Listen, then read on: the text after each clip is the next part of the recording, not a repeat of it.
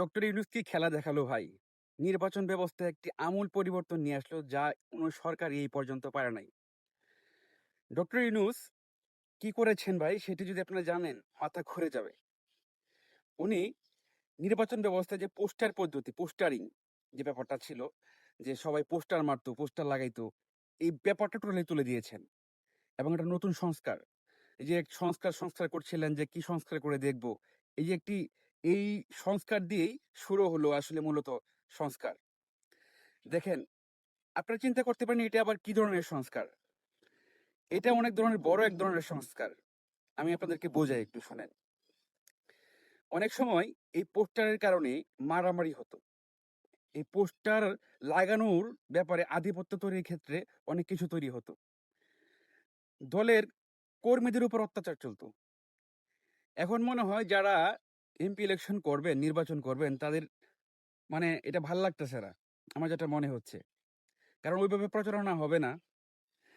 আর বাংলাদেশের জনগণ সবাই খুশি যে এই ব্যাপারটা। ইভেন মনে হয় যে দলের যে কর্মীরা রয়েছেন তারাও খুশি। আগে পোস্টার লাগানোর ক্ষেত্রে কি হতো যে, ভাইকে তুমি ১০,০০০ পোস্টার ছাপাইয়া দাও।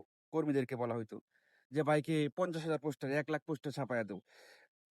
দলের অনেক কর্মী রয়েছে, হয়তো একটা ভাইটাল পোস্টে রয়েছে কিন্তু আর্থিক অবস্থা অনেক খারাপ। উনি বাধ্য হয়ে ঋণ করে যেভাবে হোক চাঁদাবাজি করে টাকাটা তুলে পোস্টার করত। আর একটা ব্যাপার ছিল যে, আপনি নতুন একটা বিল্ডিং করেছেন। এখন দলের কর্মীরা এসে আপনার বিল্ডিং এ পোস্টার লাগিয়ে দিচ্ছে। মসজিদ, মাদ্রাসা সহ যত জায়গায় রয়েছে সব জায়গায় পোস্টারিং করা হতো। এবং একটা বিশ্রী অবস্থার তৈরি হতো দেখতে। পোস্টারের উপর পোস্টার মারতো, এটা নিয়েও ঝগড়া হতো। অনেক সময় দেখা যেত যে ব্লক লিখে যেত যে, ইমুক ভাই এই জায়গাটা ব্লক। এই জায়গায় আর কেউ পোস্টার লাগাতে পারবেন না। চলতো আধিপত্য বিস্তার নিয়ে একটি ঝগড়া। ইভেন পোস্টার রাতে লাগাইতো এক পক্ষ এবং দিনে অথবা পরের দিন রাতে আরেক পক্ষ তুলে ফেলতো। এটা নিয়ে মারামারি হয়েছে, কত ঝগড়া হয়েছে। এবং এটা খুবই একটা জঘন্য পরিবেশ তৈরি হতো নির্বাচনের আগে। এখন ডক্টর ইউনূস এই পদ্ধতি তুলে দিয়েছেন। আমার মনে হয় যারা নির্বাচন করবেন, একমাত্র ওনারা ছাড়া দেশের পাবলিক যত আছে, ইভেন তার দলীয় কর্মী যারা রয়েছেন তারাও খুশি। কারণ তাদের উপরেও চাপ কমে যাবে। এবং এই সংস্কারের মাধ্যমে কিন্তু নতুন দিগন্তের সূচনা হলো বাংলাদেশের। এবং ডক্টর ইউনূস যা করেছেন, আসলে মন থেকে তার জন্য আমরা খুশি। এবং সংস্কার সামনে আরো আসবে।